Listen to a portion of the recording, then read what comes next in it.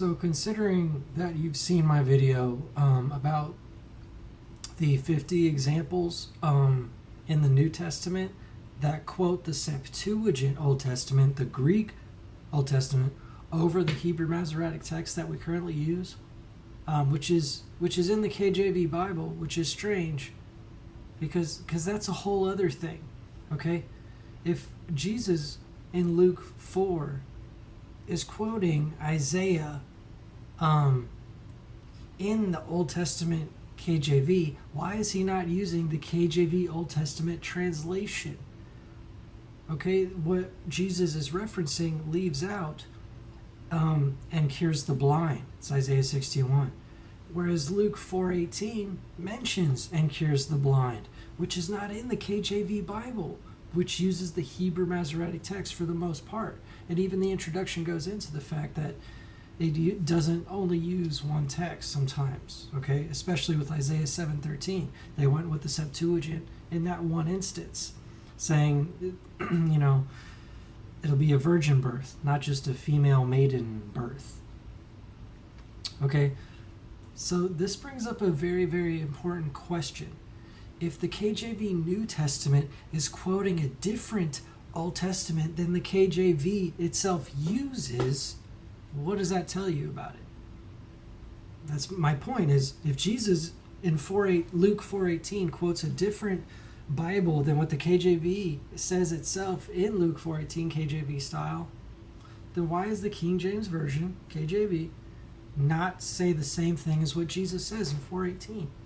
Okay? And the 50 other examples I showed, why is the KJV New Testament quoting a different Old Testament? That's not the KJV. It's the Septuagint, which of course, as we know, is 1,000 years older than the 900 AD Masoretic text created by the rabbis so they could devalue Jesus and his prophecies. That's why it was made. They didn't like the Septuagint, even though they knew it was the oldest and most valid text. I don't care if it was written in Chinese, Latin, Italian. The text itself is more accurate than the current Hebrew text we use today in 90% of Bibles. Okay? 90% of Bibles use not wrong, just the incomplete New Testament. I'm not saying the Septuagint is perfect. I'm not a black or white person, as you know.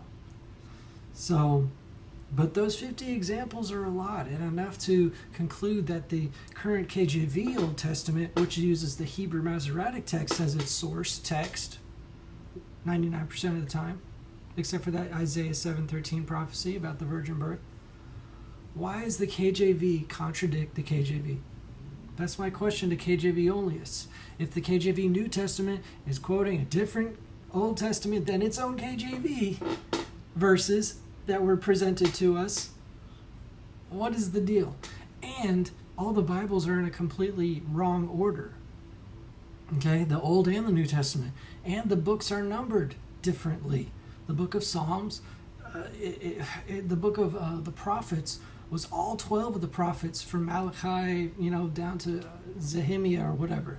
All 12 of that was one book. Okay, so the Old Testament was much shorter.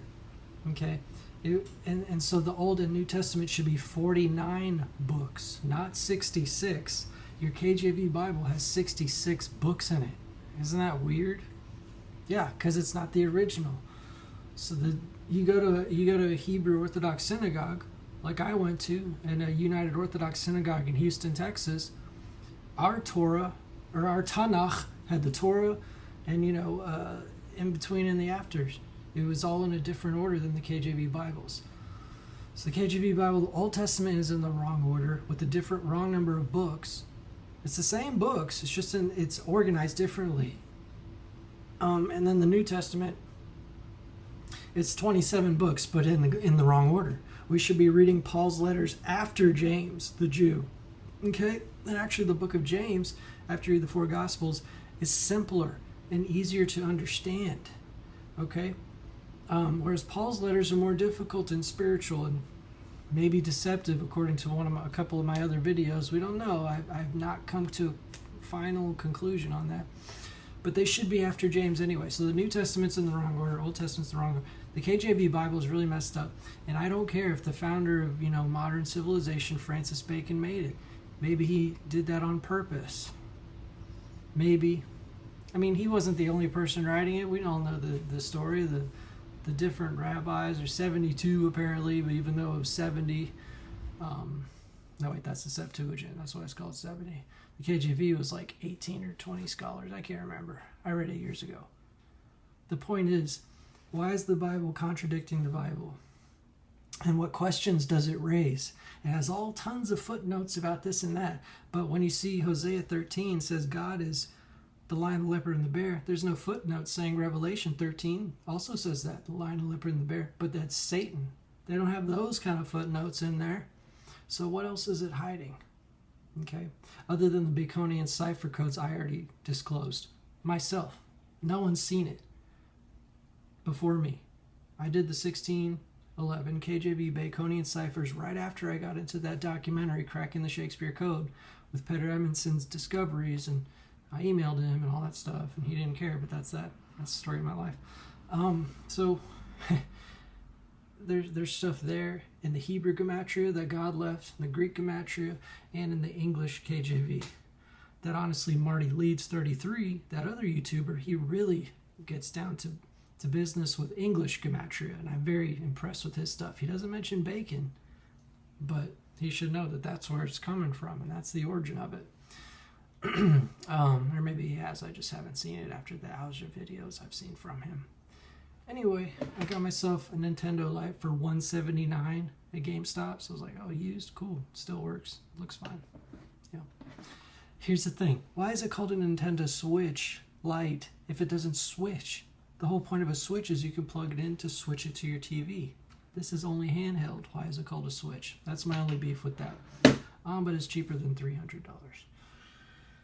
Anyway, I want y'all to know, like, I'm concerned about my beliefs. And I'm not like, just because I mention, yeah, I believe in the Bible, yeah, I believe the ciphers, doesn't mean I agree with everything they all imply. Okay, and it's really complicated. But it's the age of Aquarius. We're supposed to think for ourselves. Okay, and I was born February 10th, so definitely an Aquarius. Okay, just like Francis Bacon, he's January 22nd, Capricorn. So maybe he tried too hard a little bit with the Capricorn cuspness in him. And he has moon in the Aries Taurus cusp, y'all. Francis Bacon has moon in the Aries Taurus cusp, the week of power, which is where Hitler's sun sign is. And Amber Heard's sun sign is. People have attitude problems when they're born around April 20th, 420. So Bacon's moon is in that spot. I don't know. Maybe he had power issues that we don't really know about. You know what I'm saying? But he had also the genius too. So it's not just about intelligence, it's about morality. Okay, y'all, my question is, after all the truth, what's right and what's wrong? Is it right that Freemasons are trying to fulfill the end times and, inflict evil upon us for the New World Order? I don't know if it's in the Bible. They think it's right and they should be doing it. So that's the weird conundrum I'm in.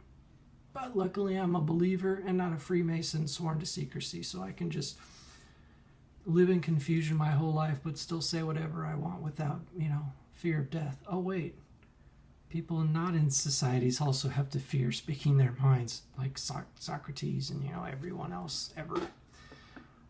So yeah, I'm listening to this cool podcast called The Hidden Life is Best by it's called Francis Bacon and the Gnostic English Empire.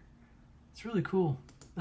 It's like basically the only reason I've downloaded the podcast app in the first place. So I've been listening to the kind of negative side of, yeah, Shakespeare's Bacon, but what's the point of ruling all the world and being the founder of Freemasonry and trying to control men's minds? Okay, that's the juicy stuff. Okay, that's where it gets kind of like, okay, yeah, they're enlightened, but at what point are they trying to suppress other people and trying to, because Shakespeare's all about talking crap about the rabble, just like Nietzsche in a sense of the Ubermensch only deserve this kind of stuff. But a lot of dumbasses apply for Freemasonry and still pass. So just because you're a Mason, does that make you an Ubermensch? Obviously not. So that's, for me, it just goes deeper and deeper and deeper. But they got their bunkers or whatever during the end times, so we just got to deal with whatever hits. I think I'm done talking. 10 minutes? Perfect. Later.